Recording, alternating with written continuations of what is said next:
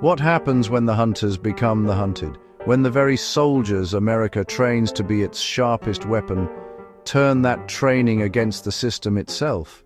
This isn't a conspiracy theory. It's a true crime story ripped from the heart of the US military elite. A deer hunter stumbles upon a grisly scene. Two bodies, riddled with bullets, dumped in a remote corner of America's most secretive special operations base. This discovery would crack open a scandal so dark it would expose a web of murder, corruption, and a drug trafficking operation run from inside the US Army.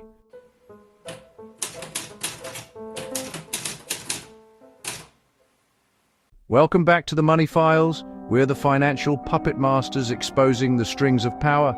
Today we're pulling back the curtain on a different kind of puppet master, not in a Wall Street boardroom, but within the hallowed halls of the US Special Forces.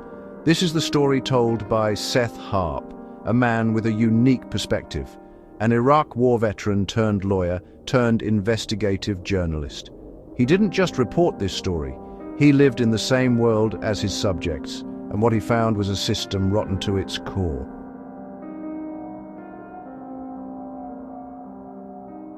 Inside the dossier, coded aliases, burner phones and cash drops, logistics guys with keys to every gate. They move anything, anywhere, no questions, no paper trail. The supply chain looks clean. Underneath runs a second route. Missions out, product in, on flights, trucks, even mail. Operators become couriers, stateside, trusted buddies handle distribution. Evidence stacks up, texts, vault camera pulls, and bank spikes. Patterns align, the same names repeat. This isn't rumor, it's a system.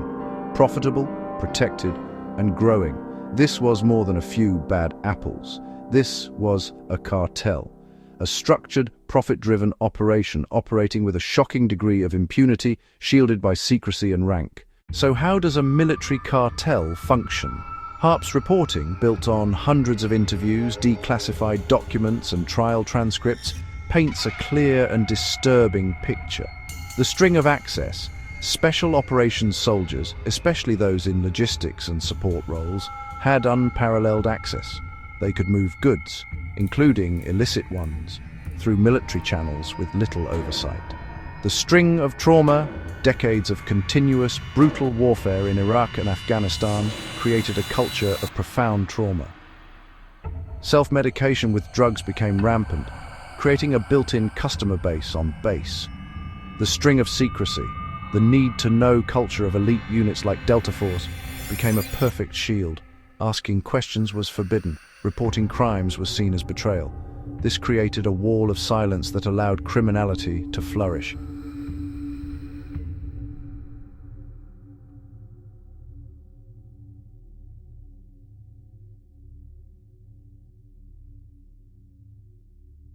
Harp argues this isn't just about crime. It's about the catastrophic fallout of America's forever wars. The military created a class of ultra-elite, traumatized soldiers, gave them immense power and secrecy, and then failed to hold them accountable. The book has detonated like a bombshell in the media. It's been called propulsive, engrossing, truly shocking, and the most gripping, memorable, eye-opening book I've read in months. HBO has already secured the rights to develop it into a major television series.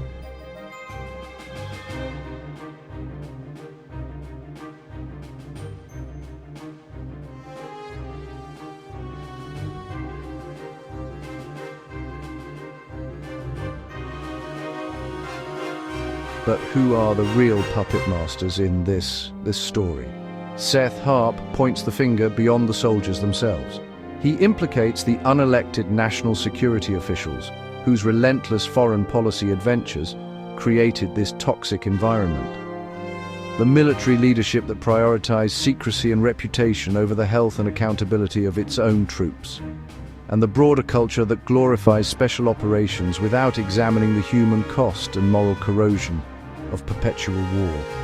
The soldiers on the ground may have pulled the triggers and moved the product, but they were dancing to a tune composed by policymakers far from the battlefield. The Fort Bragg cartel is more than a true crime thriller. It is a searing indictment and an urgent call for reform. It demands we ask hard questions about what 2 decades of war have done to our institutions and the people who serve them.